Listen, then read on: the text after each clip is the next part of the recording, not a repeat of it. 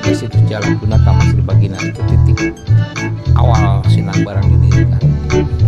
Nah di situ Sinang Barang itu di bawah naungan Pakuan Pajajaran. Ada yang dijaga lagi yaitu ya situs itu ada situs Jalan Tuna Taman Sri Baginda, itu yang resmi sudah diakui oleh cagar budaya. Pada tahun 2006, kampung ini mengalami relokasi karena kepadatan penduduk dengan bantuan dana hibah pemerintah. Dengan latar belakang sejarah yang ini, kini Sindang Barang menjadi sebuah kampung budaya yang berkomitmen untuk melestarikan kearifan lokal dan tradisi nenek moyang mereka. Dengan segala keindahan alam, kekayaan budaya, dan keramahan penduduknya, Kampung Budaya Sindang Barang merupakan tempat yang ideal bagi siapa saja yang ingin merasakan kehangatan dan keindahan budaya Jawa Barat. Begitu memasuki kampung ini, pengunjung akan disambut dengan suasana yang tenang dan pemandangan yang mempesona. Sawah dan pepohonan rindang yang menjulang tinggi memberikan nuansa sejuk dan asri bagi siapa saja yang mengunjungi kampung ini. Terdapat juga bangunan-bangunan rumah adat Sunda dengan berbagai macam bentuk dan fungsinya. Kampung budaya memberikan pengalaman autentik bagi pengunjungnya. Terdapat banyak pilihan paket wisata yang bisa menjadi pilihan bagi wisatawan. Mulai dari paket seni rupa dan budaya, hingga pengalaman mendalami kehidupan di suku Sunda. Selain kegiatan yang menarik, disertai pula nilai kebudayaan Sunda di dalamnya sebagai edukasi dan pengalaman yang baru bagi para pengunjung. Meski paket wisatanya menarik, kampung budaya memiliki daya tarik lainnya, yakni acara tahunan guna untuk mengucap rasa syukur kepada Tuhan Yang Maha Esa, yaitu Seren Tahun. Acara adat ini dilaksanakan setahun sekali selama 7 hari berturut-turut dengan hari ke-7 sebagai puncaknya.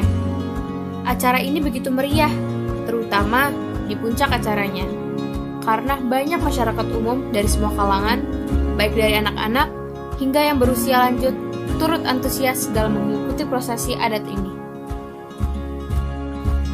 Pada puncak acara, masyarakat mengikat hasil mata pencaharian mereka, baik padi maupun sepatu, ke dondang. Mereka kemudian melakukan prosesi halaran sejauh sekitar 1 km hingga mencapai kawasan kampung budaya, diiringi oleh pertunjukan seni seperti angklung gubrak dan kesenian lainnya. Sesampainya di kampung budaya, dondang ditempatkan di tengah lapangan dan padi disimpan di lumbung padi. Setelah semuanya tersusun dengan rapi, dilakukan doa dan laporan, serta diadakan perebutan dondang yang disambut dengan antusias oleh para penonton.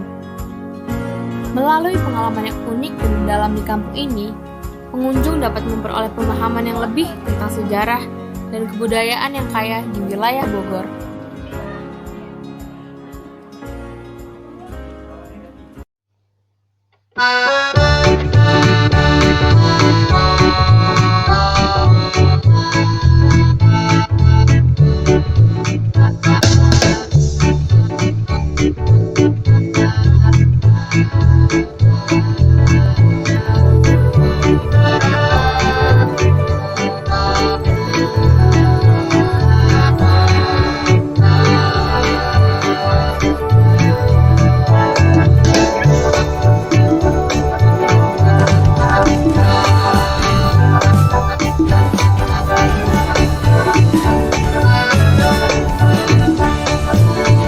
Egrang atau orang Sunda bilang menyebutnya jajangkungan merupakan permainan tradisional yang menjadi primadona pada masanya. Di Lampung, permainan egrang disebut teropang pancung, sementara di Sumatera Barat dikenal dengan nama tengkak atau pincang. Di Bengkulu disebut ingkau atau sepatu bambu, dan di Kalimantan Barat dinamakan batungkau. Anak-anak zaman dulu akrab bermain dengannya, menyenangkan dan menyehatkan, saling bantu untuk bisa berjalan lancar. Bila ada yang jatuh, sigap ulurkan tangan agar bisa berdiri lagi. Kini, permainan itu terancam punah berguna, jangankan memainkannya.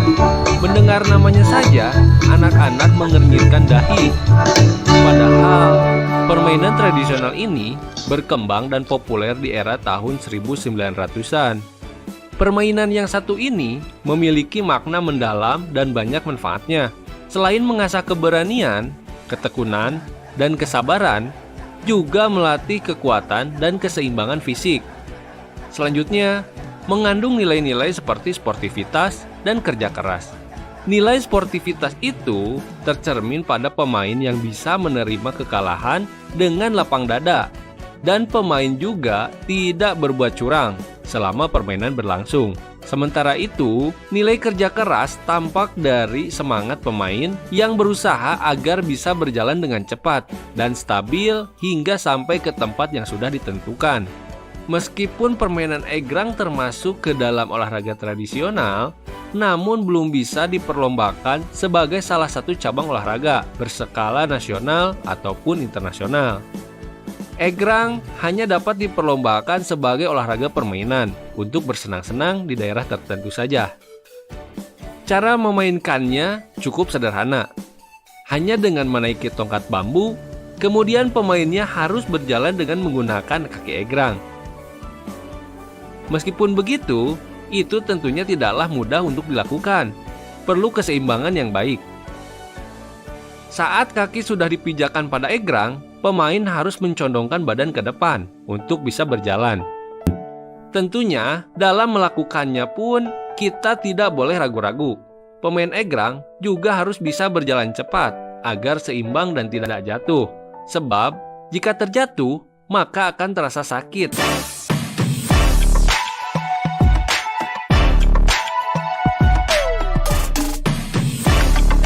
Tentunya, ini sama halnya dengan kehidupan.